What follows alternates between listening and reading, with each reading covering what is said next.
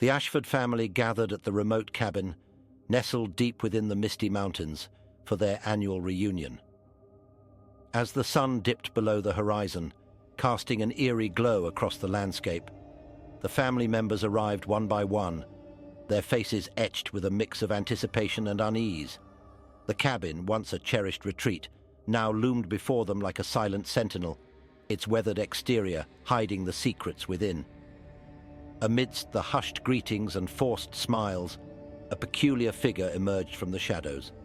A jester, clad in a black and white Harlequin costume, his face concealed behind an unsettling mask. The jester's sudden appearance sent a ripple of disquiet through the family, their eyes darting nervously between the enigmatic figure and each other. The jester, however, merely bowed with a flourish, his mocking laughter echoing through the crisp mountain air. As the family settled into the cabin, an air of unease permeated the atmosphere. The jester, who introduced himself as the enigmatic Harlequin, began to weave a tapestry of dark secrets and hidden truths, his words laced with a twisted humor that left the Ashfords both captivated and disturbed. With each revelation, the family's carefully constructed facade began to crack, exposing the festering wounds and long-buried resentments that lay beneath. The Harlequin's games began innocently enough, with seemingly harmless riddles and jests. Yet as the night wore on, the challenges grew increasingly sinister, each one designed to unravel the family's darkest secrets. From the father's hidden gambling addiction to the mother's illicit affair, no stone was left unturned and no sin was left unexposed. The family members squirmed uncomfortably under the Harlequin's piercing gaze, their shame and guilt laid bare for all to see. As the first night drew to a close, the Ashfords found themselves trapped in a waking nightmare, their once unbreakable bonds now strained to the breaking point. The Harlequin's mocking laughter echoed through the cabin, a haunting reminder of the truths they could no longer escape. Little did they know that this was only the beginning of their descent into the abyss, a twisted journey orchestrated by the enigmatic jester who reveled in their misery. The dawn brought no respite for the Ashfords, as the Harlequin's twisted games resumed with renewed fervor. The jester, now seemingly invigorated by the family's discomfort, began to delve deeper into their psyches, unearthing the fears and insecurities that each member had fought so hard to bury.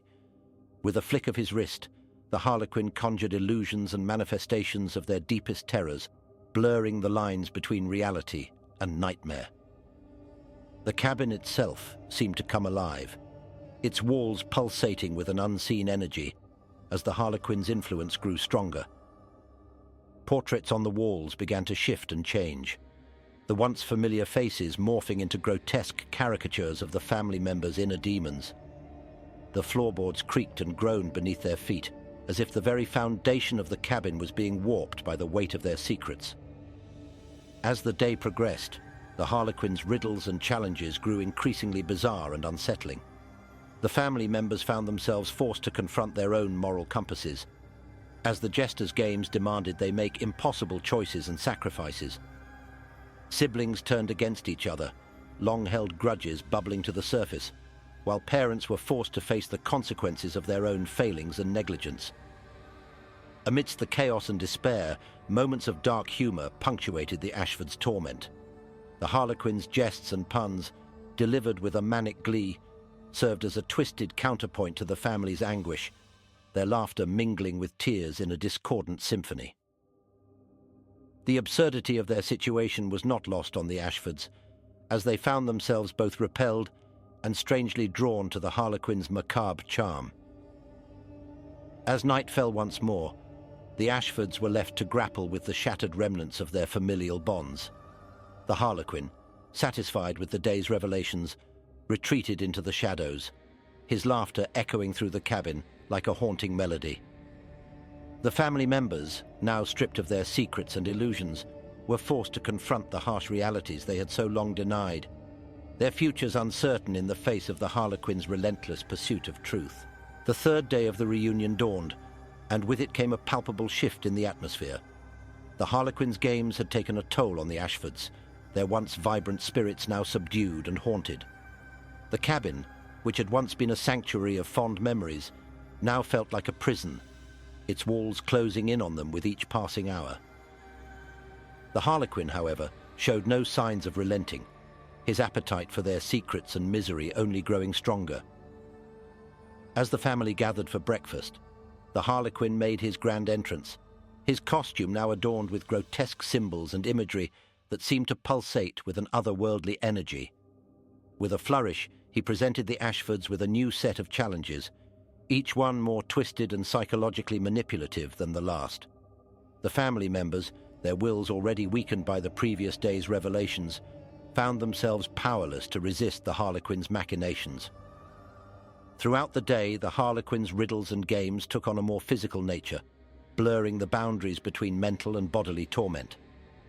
Family members were subjected to bizarre trials and ordeals, their pain and humiliation serving as a source of perverse entertainment for the jester. From navigating a maze of razor-sharp wires to enduring the sting of 1,000 needles, the Ashfords were pushed to their limits, their screams and pleas only fueling the Harlequin's sadistic glee. Amidst the suffering and despair, moments of macabre absurdity continued to punctuate the Ashfords' ordeal. The Harlequin's jests and riddles, now tinged with a darker, more malevolent humor, served as a twisted commentary on the family's unraveling. The once mundane objects that littered the cabin took on new, sinister meanings, each one a reminder of the secrets and lies that had brought them to this haunting juncture. As the sun began to set, casting long shadows across the cabin's interior, the Ashfords found themselves at a breaking point. The Harlequin, his work nearly complete, stood before them, his mask now a twisted reflection of their own fractured psyches. With a final mocking bow, he challenged the family to embrace the darkness within themselves, to revel in the chaos and absurdity of their own making. The Ashfords, broken and desperate, were left to ponder the price of their secrets and the inescapable truth that the Harlequin had so ruthlessly laid bare. The final day of the reunion arrived, and with it a sense of impending doom. The Ashfords, their spirits broken and their minds fragmented, gathered in the cabin's main room, their eyes hollow and haunted. The Harlequin, his presence now an inescapable force, stood before them, his mask glinting in the dim light. With a voice that seemed to echo from the depths of their own souls, he proclaimed that the final act of their twisted play was about to begin. The Harlequin's ultimate challenge was a perverse twist on the concept of family bonding. Each member was tasked with revealing their darkest secret, their most shameful act, in front of the others. The catch, however, was that they had to do so while performing a grotesque and humiliating act, a physical manifestation of their inner turmoil. The Ashfords, their wills now completely subsumed by the Harlequin's influence, had no choice but to comply. One by one, the family members took center stage, their secrets spilling forth like poisoned wine. The father, once a pillar of strength, now groveled on the floor, his confession of embezzlement punctuated by self-flagellation. The mother, her voice a broken whisper, revealed her years of infidelity while consuming a vile concoction of her own making. The siblings, their bond now twisted beyond recognition, turned on each other with vicious accusations and physical blows, their love transformed into a grotesque parody of itself. Throughout the confessions, the Harlequin's laughter rang out, a discordant melody that seemed to weave itself into the very fabric of the cabin. The absurdity of the situation, the sheer depravity of their actions was not lost on the Ashfords, yet they found themselves powerless to resist the dark humor that now colored their every thought. They laughed even as they wept, their minds fracturing under the weight of their own sins. As the final confession drew to a close, the Harlequin stood triumphant, his mask now a twisted reflection of the Ashfords' collective psyche. With a final mocking bow, he declared the reunion a resounding success, a testament to the power of truth and the inevitability of darkness. The Ashfords, their lives now forever altered, were left to pick up the pieces of their shattered existence, the Harlequin's haunting laughter echoing in their minds, long after he had vanished into the shadows. In the aftermath of the Harlequin's grand finale, the Ashfords found themselves adrift in a sea of their own making. The cabin, once a vessel of secrets and lies, now stood empty, a hollow shell that echoed with the ghosts of their fractured past. The family members, their bonds irreparably severed, went their separate ways, each haunted by the spectre of the Harlequin's twisted games. Years passed, and the Ashfords struggled to rebuild their lives, their every waking moment tainted by the memory of the reunion. They sought solace in various vices, from the bottle to the needle, desperate to numb the pain of their shattered psyches. Yet, no matter how far they ran or how deeply they tried to bury the past, the Harlequin's laughter remained, a constant reminder of the darkness they could never escape.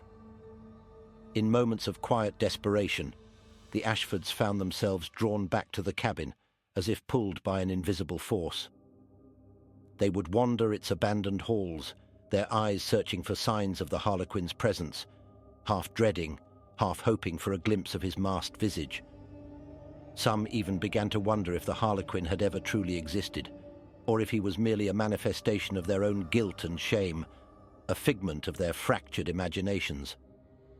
As the years turned to decades, the Ashford story became the stuff of local legend, whispered by the firelight in hushed tones.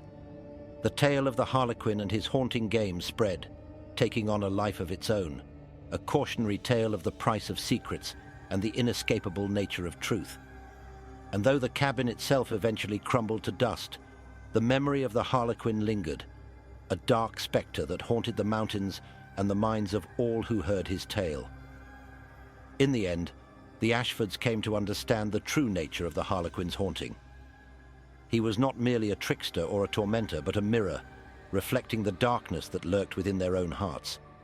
His games, as twisted and cruel as they might have been, were a necessary catalyst, a means of forcing them to confront the ugly truths they had so long denied.